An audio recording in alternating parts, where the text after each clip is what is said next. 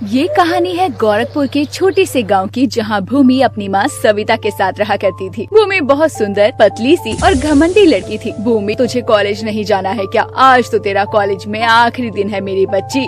जाना है ना मम्मी। जा, तुझे तो तैयार होने में भी बहुत देर लगती है। नहीं मम्मी, ये तो गलत है। आपकी बेटी इतनी सुंदर है कि उसे तैयार होने में ज्यादा समय भी नहीं लगता। ठीक है, तू तैयार होके आ जा, मैं नाश्ता बनाती हूँ तुम्हारे लिए। भूमि तैयार होकर कॉलेज चली जाती है। सविता घर के काम कर रही थी, तभी उनकी पड़ोसन अनीता घर में आती है। अरे सविता बहन, कहाँ हो? अरे सुनीता बहन, तुम कैसी हो? कैसे आना हुआ आज? अरे कहाँ बताऊँ बहन, भूमि को जाते हुए देखा तो एक बात मन में आई, सोचा आपको आकर बता दूं। अरे बताओ ना बहना, क्या कहना है? भूमि सिर्फ आपकी ही बेटी नहीं, हमारी भी बेटी है, और भूमि अब बड़ी हो रही है, तो भूमि के लिए एक रिश्ता है। आप बोलो तो बात करूं? अरे बहन, तुमने तो मेरे मुँह की ही बात छीन ली। ये बात करने में तो मैं तुम्हारे घर ही आने वाली थी। हमारी भूमि के लिए कोई रिश्ता हो तो बताना। अरे मेरी नजर में एक लड़का है, अच्छा कमाता है और खाता पीता परिवार है। तुम बोलो तो मैं अगले संडे लड़के वालों को बुला लेती हूँ। अरे हाँ, ठीक रहेगा, तुम अगले संडे लड़के वालों को बुला लो, मैं घर में बात कर लेती हूँ तब तक। अनीता बात करके वहाँ से चली जाती है और सविता भूमि को उसके रिश्ते के बारे में बताती है। ठीक है मम्मी, मैं शादी के लिए तैयार हूँ। भूमि रिश्ते के लिए तैयार होती है और फिर एक दिन लड़के वाले भूमि को देखने आते हैं। लड़के का नाम रोहित होता है। रोहित मोटा सा लड़का था और वो अपनी माँ कलावती और पिता रवि के साथ भूमि को देखने आता है। और कलावती, रवि और रोहित तीनों ही मोटे थे। नमस्ते भाई साहब। नमस्ते बहन जी। नमस्ते नमस्ते। आपका बेटा रोहित है ना? ये जी, ये हमारा बेटा रोहित है। बेटा, आपने कुछ ज्यादा ही वेट बढ़ा नहीं रखा है अपना? अरे वेट में क्या रखा है, दिखना भी तो चाहिए ना कि हम खाते पीते घर के हैं। हाँ हाँ बिल्कुल। सविता मन में सोचती है, ये तो ज्यादा ही खाते पीते परिवार का है। मेरे नाजुक सी बेटी इन सब के साथ में रहेगी कैसे? और खास सोचने लग गई हो सविता बहन, अपनी बेटी को तो बुलाइए। जी जी, अभी बुलाती हूँ। बेटी भूमि, चाय लेकर आओ मेहमानों के लिए। अपनी माँ की आवाज सुनकर भूमि चाय लेकर हॉल की तरफ आती है। भूमि इतनी सुंदर थी कि उसे देखते ही कलावती तो शादी के लिए हाँ कर देती है, पर रोहित उसे देखकर चुप हो जाता है। और जैसे ही भूमि रोहित को देखती है तो बोलती है, तुम यहाँ कैसे? तुम तो वही हो ना, छोटा हाथी, पतली छिपकली, चुप हो जाओ। रोहित और भूमि की ये लड़ाई देखकर सभी उन्हें देखने लगते हैं और कलावती बोलती है, अरे बेटा, तुम तो बड़ी सुंदर हो, पर तुम में बिल्कुल भी तमीज नहीं है। माफ करना बहन, तमीज तो आपके बेटे को भी नहीं है। अरे चुप हो जाओ सब। तुम दोनों एक दूसरे को कैसे जानते हो? तुम पहले मिल चुके हो? हाँ पापा, ये भूमि मेरे कॉलेज में पढ़ती है। ये तो अच्छी बात है कि तुम दोनों एक दूसरे को पहले से ही जानते हो। तुम्हें भूमि पसंद नहीं है क्या? नहीं पापा, भूमि पतली जरूर है पर सुंदर भी तो है। भूमि बेटा, तुम्हें रोहित पसंद नहीं है क्या? ऐसी बात नहीं है अंकल, रोहित तुम मुझे बहुत क्यूट लगते हो। जब तुम दोनों एक दूसरे को पसंद करते ही हो तो लड़ते क्यों हो? अरे हाँ बताओ बेटा, लड़ क्यों रहे हो? भूमि तो इतनी सुंदर है, मुझे तो देखता ही पसंद आ गई। बहन जी, हमें ये रिश्ता मंजूर है। सविता रिश्ते के लिए हाँ कर देती है और भूमि को समझाती है, रिश्ता अच्छा है और रोहित को तू पहले से जानती है, खाते पीते परिवार के लोग हैं। मुझे तो लगता है तुझे सुखी रखेंगे। इस रिश्ते के लिए हाँ कर दे। ठीक है मम्मी। ऐसे ही रिश्ता पक्का हो जाता है और कुछ ही दिनों में उन दोनों की शादी हो जाती है और सुंदर पतली सी भूमि अपने ससुराल में गृह प्रवेश करती है। अरे आओ आओ भूमि बेटा, तुम्हारा ससुराल में स्वागत है। Thank you mummy. भूमि को जो भी देखता वो कलावती को कहता कि इतनी सुंदर और पतली सी बहू आपको कहाँ से मिल गई, और अपनी तारीफ सुनकर भूमि और घमंड में आ जाती। ऐसे ही कई दिन बीत जाते हैं और भूमि अपने ससुराल में एडजस्ट होने लगती है। और फिर एक दिन कलावती, रवि, रोहित सब लोग खाना खा रहे होते हैं। तभी कलावती बोलती है, अरे भूमि, तुम पराठे नहीं ले रही? मम्मी जी, मैं इतना तेल वाला पराठा नहीं खाती। अरे तुम तो कमजोर हो, तुम्हें तो एक नहीं 2-4 पराठे खाने चाहिए। रोजाना लोगों को पता तो चले कि तुम भी खाते पीते घर की बहू हो। नहीं मम्मी जी, मेरा डाइजेस्टिव सिस्टम इतना मजबूत नहीं है। खा लो भूमि, जब मम्मी इतना कह रही हैं। सबके कहने पर भूमि पराठा ले तो लेती है पर पराठा खाती नहीं है और फिर वो किचन में जाकर वो पराठा डस्टबिन में फेंक देती है और उसे उनके घर की नौकरानी रोकती है। बहू रानी जी, ये क्या कर रही हैं आप? तुम्हें क्या मतलब है इससे? तुम जाकर अपना काम करो। आप ऐसे पराठे क्यों फेंक रही हैं? अरे इतना ऑयली पराठा कौन खाता है? मुझसे इतना ऑयली पराठा नहीं खाया जाएगा। ये लोग खिलाकर मुझे मोटा करना चाहते हैं। बहू रानी, आप इतनी पतली भी तो है। तुम चुप रहो, तुम्हें क्या पता जब इंसान पतला होता है तो कितना सुंदर लगता है। अरे बहू रानी, आप चाहे पतली हो या मोटी, सुंदर तो आप रहोगी ही, और आपको तो अच्छे से खाना चाहिए ताकि लोग बोल ना सके आपको। आपको पता है मोहल्ले में सब बोलते हैं कि आप सीख की तरह पतली हो। अच्छा ऐसी बात है, मैं भी सबको मोटी होकर दिखाऊंगी। ऐसा बोलकर भूमि चली जाती है और भूमि ज्यादा खाना शुरू कर देती है। फिर वो सब खाती है जो पहले नहीं खाती थी।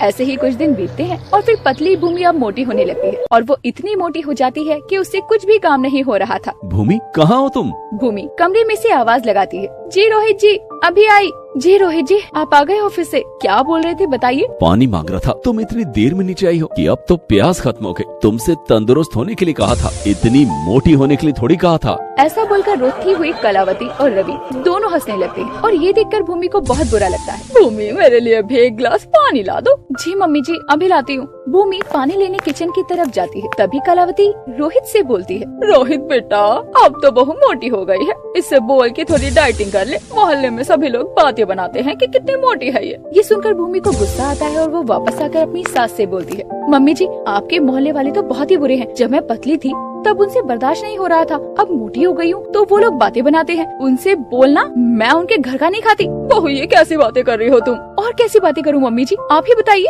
हाँ मम्मी, भूमि सही बोल रही है। मोहल्ले वालों को तो बातें बनाने के सिवा कोई काम नहीं है। आप मोहल्ले वालों की बातों पर ध्यान ही क्यों दे रही हैं? भूमि मेरी पत्नी है, वो मोटी हो या पतली हो, इससे लोगों को कोश लेना देना नहीं होना चाहिए। ये देखकर भूमि को बहुत अच्छा लगता है कि रोहित उसकी तरफ से बोल रहा है और उसके बाद से भूमि अपने खाने पर कंट्रोल करने लगती है और वो फिर से पतली और सुंदर हो जाती है। अमित अपने परिवार के साथ भरतपुर गांव में रहा करता था। अमित का बेटा विकास एक फौजी था जो अक्सर अपनी ड्यूटी करने के लिए बाहर रहता था। अमित की गांव में काफी जमीन थी, जिसमें से कुछ जमीन पर अमित खेती करता और कुछ जमीन ऐसी ही पड़ी हुई थी। अरे भाग्यवान सुनती हो, एक कप चाय पिला दो। अमित अपनी पत्नी आरती को आवाज देता है पर अंदर से कोई आवाज नहीं आती। फिर वो जाकर देखता है तो आरती किचन में अपने बेटे के लिए खाना बना रही होती है। अरे भाग्यवान, सारा प्यार आज ही दिखाओगी मेरे बेटे को, कुछ मेरे लिए भी छोड़ दो। माँ बाबूजी मुझसे जलने लगे हैं। मेरा बेटा तो 6 महीने में एक बार आता है और आप तो हमेशा ही साथ रहते हैं। हाँ बेटा, जब तुम चले जाते हो तो तुम्हारी बहुत याद आती है। बाबूजी आप इतना उदास हो जाओगे तो माँ को कौन संभालेगा? और मैं फौजी हूँ और फौजी की जिंदगी तो देश के लिए होती है। हमें गर्व है बेटा तुम पर। चलिए मैं भी तैयार हो जाता हूँ, मेरी ट्रेन का समय हो रहा है। ऐसा बोलकर विकास तैयार होने चला जाता है। आज फिर एक बार वो अपनी ड्यूटी के लिए अपने घर को छोड़कर जा रहा था और विकास के जाते हुए विकास बोलता है, आप रो क्यों रही हैं? हर बार जाने पर आप रोने लगते हैं। बेटा तुम एक माँ के दिल से पूछो, मुझे कितनी फिक्र रहती है तुम्हारी। जानता हूँ माँ, आप मेरी बहुत फिक्र करती हैं और मुझे बहुत प्यार करती हैं, पर क्या करूँ, मेरा मन तो करता है कि मैं आपके साथ कुछ दिन और रहूँ, पर फौजी की नौकरी ही ऐसी है कि हमें जाना ही पड़ता है घर से दूर। बेटा अब कब आओगे? माँ अभी तो मैं कुछ नहीं कह सकता, जब छुट्टी मिलेगी तो आने की पूरी कोशिश करूँगा। बेटा अपना ध्यान रखना और अपनी माँ को कॉल करते रहा करो। जी बाबूजी। विकास ऐसा बोलकर चला जाता है और अमित और आरती की आंखों में आंसू भर आते हैं। उसके बाद कई दिन बीत जाते हैं और अमित अपने कामों में लगा रहता है। फिर एक दिन वो अपने खेत में काम कर रहा होता है, तभी उनके गांव का जमींदार घनश्याम सेठ उनके पास आता है। और भाई अमित कैसे हो? अभी तक तुम ही अपना खेत संभालते हो? प्रणाम सेठ जी, कैसे आना हुआ? हाँ मैं अपना खेत खुद ही संभालता हूँ। मेरा बेटा फौजी है ना, तो वो देश की शहादत पर ड्यूटी करता है। अरे वो तो पूरे गांव को पता है कि तुम्हारा बेटा फौजी है। वो देश को बचाएगा या खेती करेगा? मैं तो तुम्हें कह रहा हूँ, आज के समय में सभी ने अपने खेत मुझे बटाई पर दे दिए हैं। तुम ही हो अमित जो अपने खेत में खुद ही काम करते हो। ये बात तो आपने सही कही सेठ जी, पर मैं क्या करूँ, मैं घर में बैठकर बोर हो जाता हूँ। मैं तो इसीलिए बोल रहा था क्योंकि तुम्हारी भी उम्र हो रही है। कब तक तुम यूं ही खेत में काम करोगे? अगर तुम खेत बटाई पर दे दो तो तुम्हें घर बैठे पैसे मिल जाया करेंगे। इतना कहकर घनश्याम तो वहाँ से चला जाता है और अमित अपने खेत में काम पर लग जाता है। और शाम को घर जाकर अमित ये बात अपनी पत्नी आरती को बताता है। तब आरती बोलती है, सही कहा है सेठ जी ने, आप अपनी जमीन उन्हें बटाई पर दे दो। वैसे भी आपकी उम्र हो रही है, घर बैठे पैसे आ जाएंगे तो अच्छा ही रहेगा। कहे तो तुम ठीक रही हो, मैं कल ही जाकर घनश्याम से बात करता हूँ। दूसरे दिन अमित अब घनश्याम के घर जाकर उसे अपने खेत को बटाई पर दे देता है और वो हर महीने अमित को अपने खेत का किराया अब घर बैठे देने लगता है। एक दिन घनश्याम अमित से बोलता है, अरे अमित भाई, ये रहा आपके खेत का किराया। मुझे आपसे कुछ बात भी करनी है। हाँ बोलो, क्या बात है? अमित भाई, वो जो आपका दूसरा घर है वो भी मुझे किराए पर लेना है। आपका तो खुद का इतना बड़ा घर है, आप मेरे उस छोटे से घर में क्या करोगे? अरे वो मेरे चचेरे भाई का बेटा आ रहा है, वो कुछ दिनों के लिए मेरे पास खेती सीखने आ रहा है। ठीक है, तो अब से वो घर भी आपका हुआ। उसके बाद अमित का जो छोटा घर होता है वो भी घनश्याम किराए पर ले लेता है। ऐसे ही कई महीने बीत जाते हैं और सब कुछ अच्छा चल रहा था। अमित को घर बैठे अपने घर का किराया मिल रहा था। उसके बाद विकास घर आता है और उसकी वो लोग शादी कर देते हैं। उनका परिवार खुशहाल हो जाता है, जिसके बाद विकास अपनी ड्यूटी पर वापस चला जाता है और अब उनके घर में अमित, आरती और उनकी एक बहू थी जिसका नाम रूपा था। वो घर में ही रहा करती। फिर एक दिन, घनश्याम सेठ कहाँ हो? अरे अमित भाई, तुम कैसे आना हुआ? आओ बैठो। घनश्याम सेठ, 3 महीने होने वाले हैं, ना तो तुमने खेत का किराया दिया और ना ही मेरे उस घर का।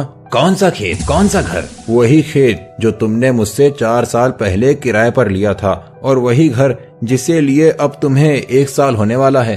अमित भाई, दिमाग तो सही है तुम्हारा। वो खेत और घर तो मेरा है, तो तुम्हारा कहाँ से हुआ? घनश्याम सेठ, ऐसा मजाक क्यों कर रहे हो? लगता है जरूर तुम्हारा दिमाग खराब हो चुका है। मैं मजाक क्यों करूँगा? वो खेत और घर मेरा है। सेठ, तुम झूठ नहीं बोल सकते।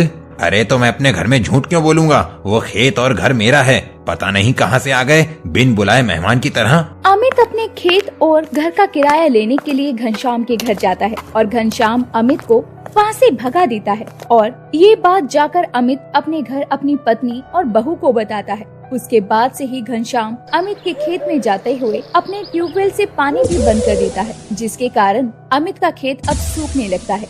ये देखकर अमित की बहुत तबीयत खराब होने लगती है। बहू, ओ बहू, ये देख तेरे बाबूजी को क्या हुआ है। क्या हुआ? उठो, उठो ना। क्या हुआ मम्मी जी? अरे बाबूजी, मम्मी जी, बाबूजी को क्या हुआ?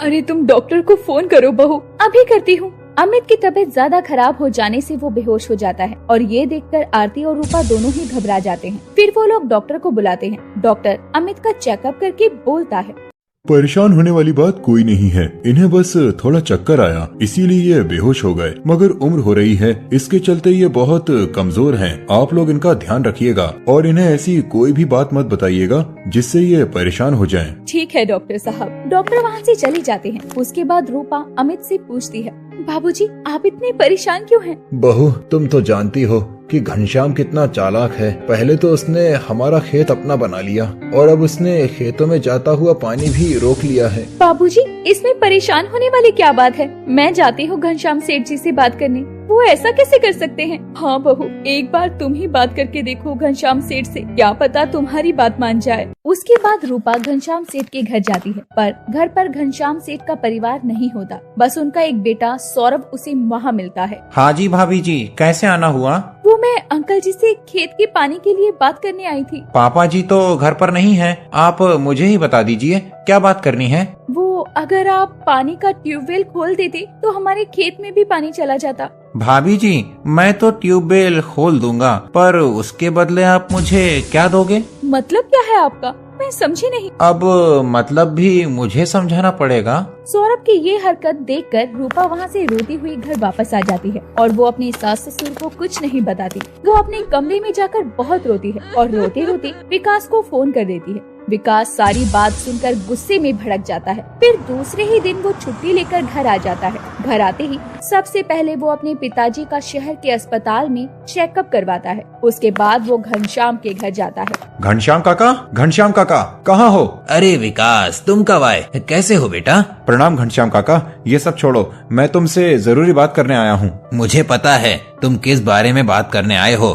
रुको, मैं तुम्हें अभी कुछ दिखाता हूँ। घनश्याम इतना चालाक होता है कि उसने खेत और उसके घर के नकली पेपर बनवाए हुए होते हैं। वो उन पेपर को लेकर विकास को दिखाता है और विकास जानता था कि वो पेपर नकली है। विकास उस समय कुछ नहीं बोलता और चुपचाप चला जाता है और कानूनी रास्ता अपनाना सही समझता है। वो सीधा पुलिस स्टेशन जाता है और वहाँ के थानेदार से बोलता है, दरोगा जी, मुझे एक FIR दर्ज करवानी है। कैसी FIR? मामला क्या है? घनश्याम सेठ ने मेरी जमीन हड़प ली है और मेरे घर पर भी कब्जा कर लिया है। मुझे उसके खिलाफ FIR करनी है। अरे वो जमीन तो घनश्याम सेठ की है, जाओ यहाँ से, हमारा समय मत खराब करो। आप मेरी FIR दर्ज करेंगे या फिर मैं दूसरा रास्ता अपनाऊं? जाकर अपना ले दूसरा रास्ता, मैं भी तो देखूं तो कौन सा रास्ता अपनाएगा। दरोगा विकास को वहाँ से भगा देता है और उसकी FIR भी दर्ज नहीं करता क्योंकि घनश्याम सेठ ने पहले ही दरोगा को अपनी तरफ कर रखा था। विकास ने आर्मी में बहुत इज्जत कमाई होती है, काफी मेडल्स भी जीते होते हैं, जिस वजह से उसके आर्मी के बहुत सारे ऑफिसर्स और बड़े बड़े लोग उसे जानते थे। अब विकास अपने एक वकील दोस्त को बुलाता है और उसे अपनी जमीन के और अपने छोटे घर के कागजात की फाइल तैयार करने को बोलता है और वो अपनी पहुंच से DSP को बुलाकर दरोगा की शिकायत करता है और DSP अब दरोगा को धमका देते हैं। उसके बाद दरोगा FIR दर्ज करके घनश्याम सेठ को चेतावनी देता है और उसके बाद घनश्याम सेठ कोर्ट में जाना सही समझता है और विकास के वकील दोस्त के लिए ये केस जीतना बहुत आसान होता है। उसके बाद सारी जमीन विकास को वापस मिल जाती है और फिर सब ठीक हो जाता है।